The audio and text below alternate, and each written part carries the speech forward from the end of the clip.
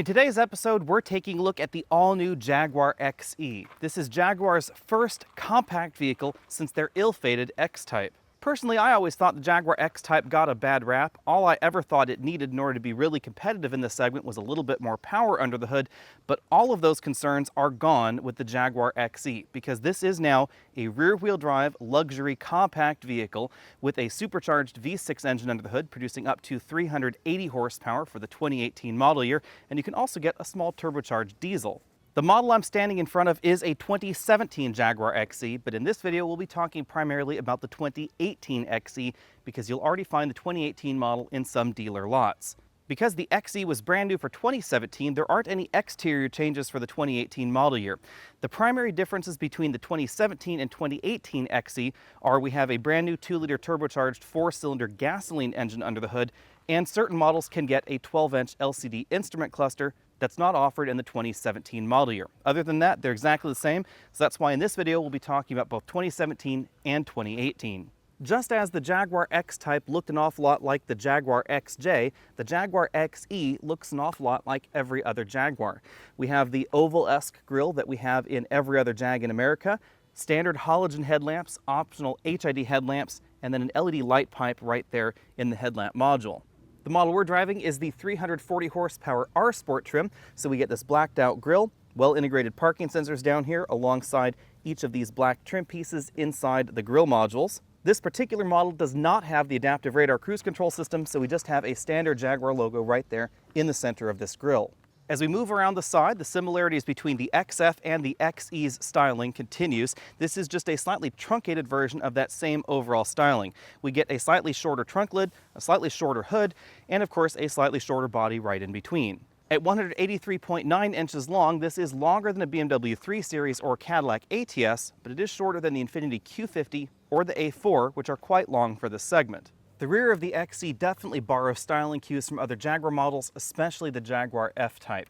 We have a light pipe that runs right through the tail lamp module to mimic the same shape that we find in that Jaguar Sports Coupe. Because we're driving the 3-liter supercharged model, we have a 35T logo right there, twin exhaust tips below, and we're driving the all-wheel drive model, so we have a discrete all-wheel drive badge there as well. The 2017 engine lineup is pretty easy to understand. We have a 2-liter turbo diesel engine that's all new and in-house designed by Jaguar. It produces 180 horsepower and 318 pound-feet of torque. We then have a 2-liter 4-cylinder turbocharged engine that Jaguar buys from Ford. That produces 240 horsepower and will get you from 0 to 60 in 6.5 seconds. We then have the 3-liter supercharged V6 that we're driving this week that produces 340 horsepower. For 2018, they're mixing things up a bit, and they're replacing the 2-liter turbocharged engine that they're buying from Ford with their all-new in-house designed Ingenium engine that produces 247 horsepower. Because of the different horsepower and torque curve of the new engine, it'll actually go from 0 to 60 more than half a second faster. We also find the 380 horsepower version of Jaguar's 3-liter supercharged V6 available under the hood. That's in early 2018. For late 2018, Jaguar is going to make another change, and they're going to replace the 340 horsepower version of the V6 engine with a 296 horsepower version of the new 2-liter turbocharged 4-cylinder gasoline engine. Although that 2-liter turbocharged 4-cylinder engine will be slower 0 to 60 by a hair versus the 340 horsepower V6, it should get considerably better fuel economy. The change from the old 2-liter engine to the new 2-liter engine has resulted in a 4 mile per gallon improvement in overall fuel economy, according to the latest EPA test scores. Although the 296 horsepower version of that 2-liter engine is likely going to get lower fuel economy than the 247 horsepower version, it's still going to be several miles per gallon better than the V6. When it comes to acceleration performance, handling, braking scores, and of course fuel economy, weight is the enemy. And that's why Jaguar has been making all of their vehicles for about the last 15 years out of aluminum. And that's no different for the Jaguar XE, making this the first all-aluminum entry in the compact luxury segment. This weighs 3,395 pounds in the base 2-liter turbo model, 3,795 pounds in the top-end all-wheel drive V6 supercharged model that we're driving here. That makes the Jaguar XE about 200 pounds lighter than the old Jaguar X-Type, about 300 pounds lighter than an Infiniti Q50. However, the rest of the European competition hasn't been resting on their laurels, and even though the BMW 3 Series is a steel vehicle, a comparable model is only going to be about 100 pounds heavier than the Jaguar XE. More surprising, the Cadillac ATS is almost exactly the same curb weight model for model as the Jaguar that we're looking at here. As you'd expect from any luxury vehicle, the front seats are very comfortable. Even base trims get a standard 10-way power adjustable driver's seat. In addition to that, we have a power tilt telescopic steering column with a 3-position driver's seat memory in this model. Taller drivers should note that we find less headroom in the XE than we find in the BMW 3 Series or some of the competition because of the overall sexy profile that we find in this Jaguar. Keep in mind that we are in the model with the moonroof, and that does cut down on headroom a little bit. Because of the lower headroom score that we find in this vehicle, I'm going to have to give the front seats 8 out of 10 points, even though the seats themselves are very comfortable. When it comes to rear seat comfort, I'm going to give this 7 out of 10 points. According to the numbers, this should have about the same kind of overall legroom as a BMW 3 Series or Audi A4, but it actually feels a little bit tighter back here, a little bit more like a Volvo S60 or the Cadillac ATS, which have fairly compact seats for the category. Some of this has to do with the overall amount of headroom that we find up front, so you can't sit as upright as possible. You do end up moving the seats a little bit further rearward in their tracks. And some of it has to do with the fact that the sills in the vehicle are fairly high in the back, making it feel a little bit more closed in. The overall seat design is quite comfortable, and the seat bottom cushion is a little bit longer than usual, which is something that I like. It should make it more comfortable for adults. However, like we see in many compact luxury vehicles, headroom is limited in the back. If I sit upright, my head is definitely touching the ceiling. I have to cock my head to one side if I want to sit upright. At 14.7 cubic feet, the XE's trunk is fairly large for the segment, and I was able to fit 3 24-inch bags in the back.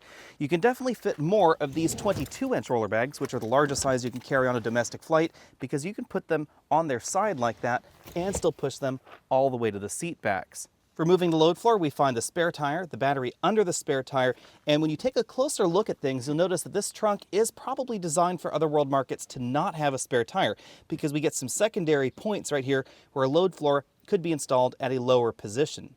The driver and the front passenger get fixed height seat belts, 2-way adjustable headrests, and you notice that the front seats have sort of a shoulder motif right here. The headrest actually goes down a little bit lower into the seat back. The model that we're driving has this attractive two-tone black and blue leather interior. The center section is perforated because these seats are both heated and ventilated, and we have blue stitching against the black as well.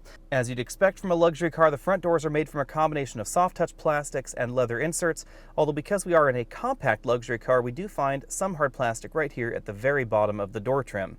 We will take a look at the shapes a little bit more closely on the driver's side, but you can see that the door and dashboards interact in a variety of different ways. We actually have a small ledge there where the window switch is, and then things come back out around that speaker grille. They go back in around the door handle and that blue leather section, and then we have a storage cubby down there at the bottom of the door. The interior of the XE is fairly unique, but it definitely borrows some of the styling cues that we see in other Jaguar models, including this band that runs right there across the dashboard and then joins up with the doors.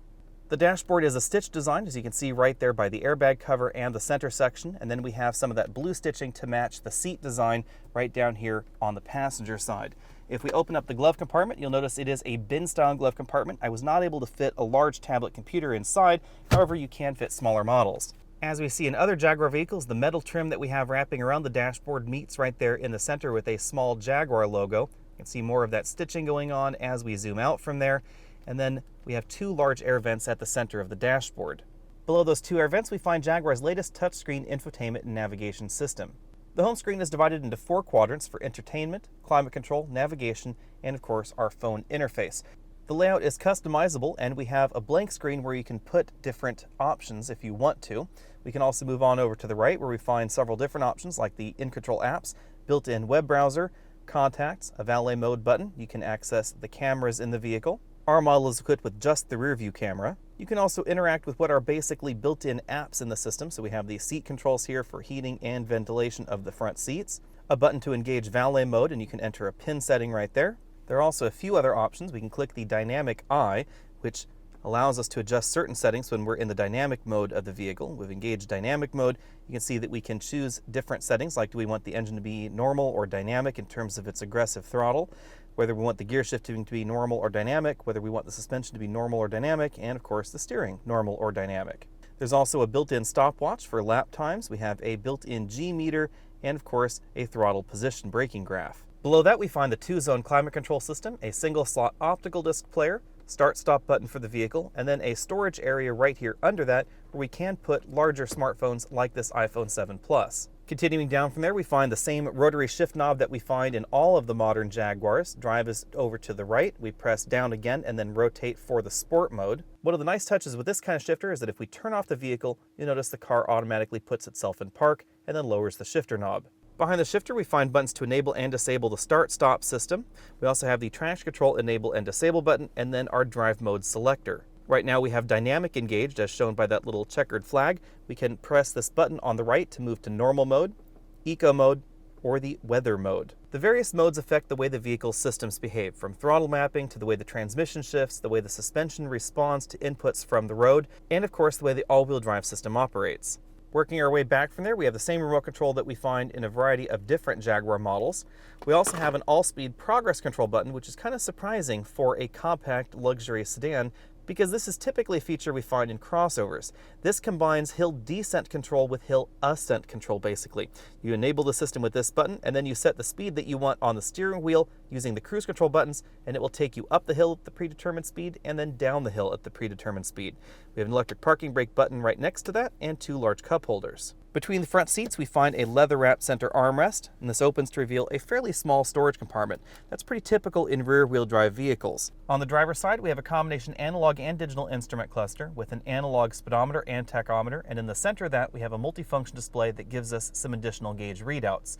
This is one of the changes for 2018. Certain models of the XE for 2018 will get a full LCD instrument cluster, very much like we see in the Jaguar XF or the Jaguar F-Pace. The multifunction display gives us things like the engine temperature, our fuel level, the drive mode that we're in. We also have the status of our all-speed progress control system. Again, when the vehicle is in motion, we simply press the cruise control button, and then you can adjust the speed right here on this display. While we're on the driver's side, let's take a closer look at the front doors, because they have this very unique 3-tiered design. We have the sill up top, which is pretty standard. Then we have a door handle. Then we have a ledge where we find the window switches. But then below that, we have another ledge, and this is that blue leather ledge, and this is where we find the seat memory and the door lock buttons. The air vent interacts with the ledge that the window switches are on, and it stays in position as we open the door. That's what gives the doors and the dashboard this very unique design. Fortunately, these air vents do sit far enough in the dashboard that I never bashed my knee when trying to get in the car. In our 0 to 60 test, this R Sport model, which is the 340 horsepower trim, ran from 0 to 60 just a hair over 4.5 seconds. That is very, very quick for this segment. You can thank not just the 340 horsepower, but the 8-speed automatic transmission and the very light curb weight. The BMW 340i will go from 0 to 60 just a hair faster at 4.4 seconds, and the 380 horsepower version of the XE ties that at 4.4. That makes that top-end version just a little bit faster than the Mercedes C43 AMG, also a little bit faster than the Infiniti Q50 Red Sport. The Q50 Red Sport in all-wheel drive trim is just about as fast as the model that we're driving right here, but in rear-wheel drive form, it definitely has a traction issue. In this segment, at these horsepower numbers, all-wheel drive has a big impact on 0 to 60 performance, because the 0 to 30 time drops noticeably. By adding the front wheels to the mix, it means that we don't have as much wheel spin in that sort of 0 to 10 mile an hour range. In our braking test, we ran from 60 miles an hour back to 0 in 105 feet, which is one of the shortest braking scores in this segment. And that's not including just the regular run-of-the-mill performance vehicles like this, but also entries like the BMW M3. That's again thanks to the light curb weight that we find in the XE. But as I said earlier, the BMW 3 Series is no slouch. A comparable BMW 3 Series is not really going to be that much heavier than the XE. When it comes to handling ability, I'm going to give this an A. This is very similar in terms of overall grip levels to a comparable Cadillac ATS or a Lexus IS. The Lexus IS and the ATS are some of the best handling entries in this segment. The latest versions of the BMW 3 Series, especially the non-performance models, and that would be the non-M Sport or non-M models, definitely feel a little bit softer, a little bit more like your traditional Mercedes. And this feels a little bit tighter, a little bit more engaging out on the road. Now, admittedly, we don't have a whole lot of steering feedback coming from the front tires, and that's because we do have an electric power steering rack. The electric power steering unit is, interestingly enough, almost the same unit that we find in the Cadillac ATS and the BMW 3 Series. It's also made by ZF of Germany, the same company that makes the transmission. Electric power steering definitely sucks a little bit of the fun out of a vehicle like this because we have incredible grip and we have incredible acceleration. The acceleration that we get out of the XE is a little bit different than what we find in the 340 because we don't have any turbo lag. This has a supercharger, and superchargers tend to have more low-end thrust. Because the supercharger is directly tied to the engine via a belt, it's always spinning at a relationship to the engine RPMs, and that means that there is no moment where we have to wait for boost to happen. That's especially noticeable if you're driving the XE hard out on the road. When you floor the throttle, the engine instantly responds.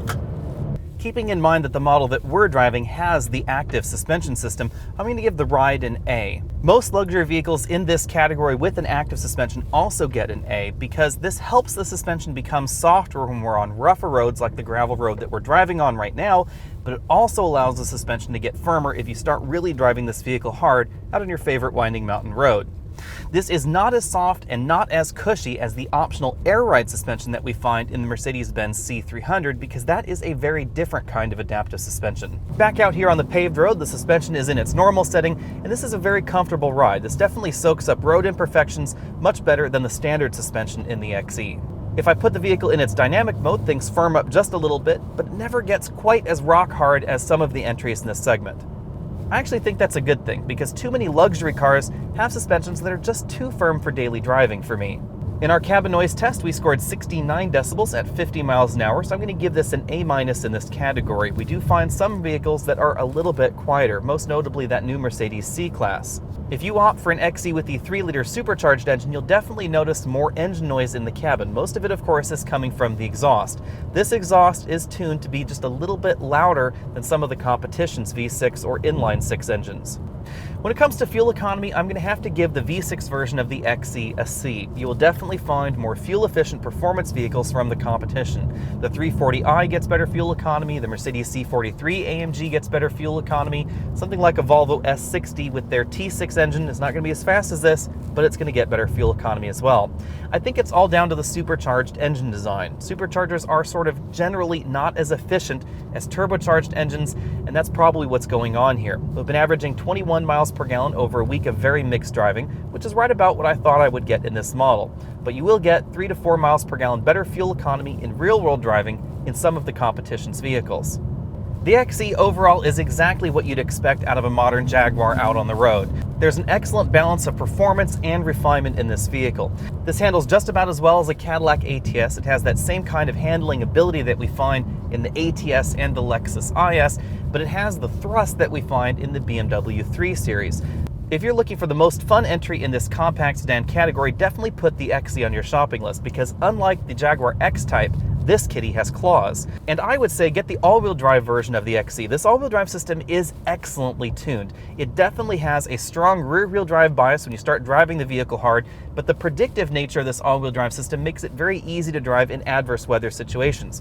We had a little bit of rain up here. I live on a gravel road. This one never had any traction problems. It feels very confident even on wet, slippery roads. But unlike some of the competitive systems out there, this vehicle will default to a rear-wheel drive mode very, very frequently in order to help improve the feel of the vehicle, in order to help improve fuel economy, and give the vehicle better balance. For 2018, Jaguar has increased the price of the XE by about $800. So if you're looking for the best deal, you will still find some 2017 XE models on the dealer lots, but they are being replaced by 2018s as we speak. And by the end of this summer, you'll really only find the 2018s on the lot. Just to recap, for 2018 we get the new 2-liter 4-cylinder turbocharged engine, and that's the 247 horsepower version. You won't find the 296 horsepower version one until later this year. We also get the 380 horsepower top-end model, which makes the XE just about as fast as the BMW 340i.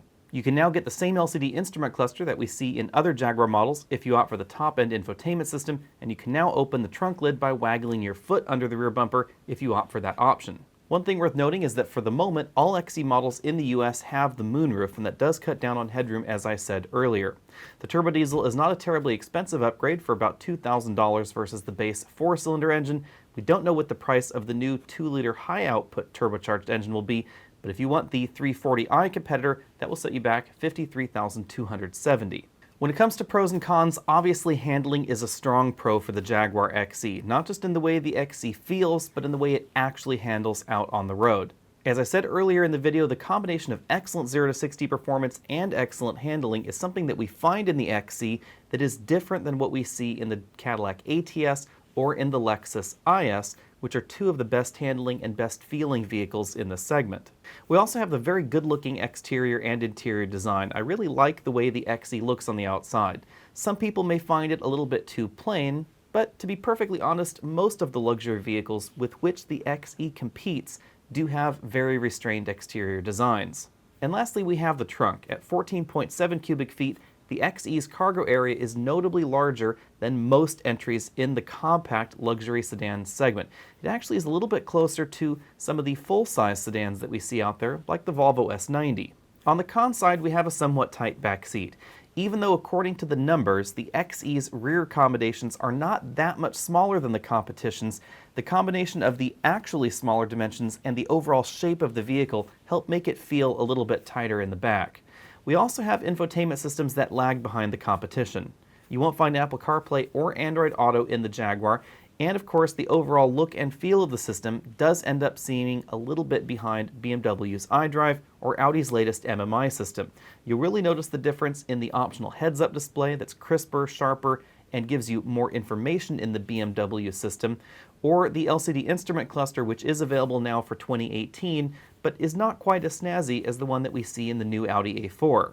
The price tag on the XE can be seen as both a pro and a con. We do find more standard equipment in the Jaguar than most of the competitors. However, the price tag is also higher than some of the base prices we see.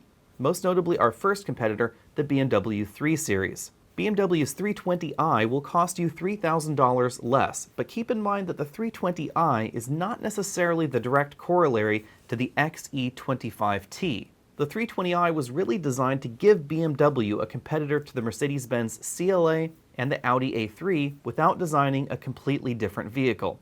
Therefore, the direct corollary to the Jaguar XE is probably the 330i, which is the artist formerly known as the 328i. It's also a 2-liter 4-cylinder turbocharged engine, and the power numbers are relatively comparable to Jaguar's brand new 4-cylinder engine. When you compare the 330i to the base version of the XE, it's going to be about $2,000 more expensive than the Jaguar, but it will get you from 0 to 60 a few tenths of a second faster. When you really start to dig into BMW versus Jaguar comparisons, Jaguar's new engine lineup starts to really make sense, because that brand new 30T version of the 2-liter turbocharged engine is going to slot somewhere between the 340i and the 330i in terms of overall performance, and the top-end 380 horsepower supercharged V6 is definitely targeted directly at the 340i. Jaguar also seems to be doing the same thing as BMW in underrating their 0 to 60 times, because the 340 horsepower V6 we tested was quoted at 5 seconds 0 to 60, but in reality we ran from 0 to 60 in 4.54 seconds, which is only a hair slower than the 340i. The 380 horsepower version of the same engine should drop that down to just about 4.4 seconds, almost exactly the same time as the 340i 0 to 60. Handling is arguably better in the Jaguar XE versus the BMW. BMW has lately decided to prioritize cabin creature comforts and ride comfort over overall handling scores. That's not a bad thing in my book. I find the BMW 3 Series to be an excellent, well-rounded vehicle in this category as a result of BMW's new priorities. It's fast, it's comfortable, and it handles very well. It's just not the best handling option in the segment anymore. The Mercedes C-Class is targeted at perhaps the more traditional luxury shopper in this category.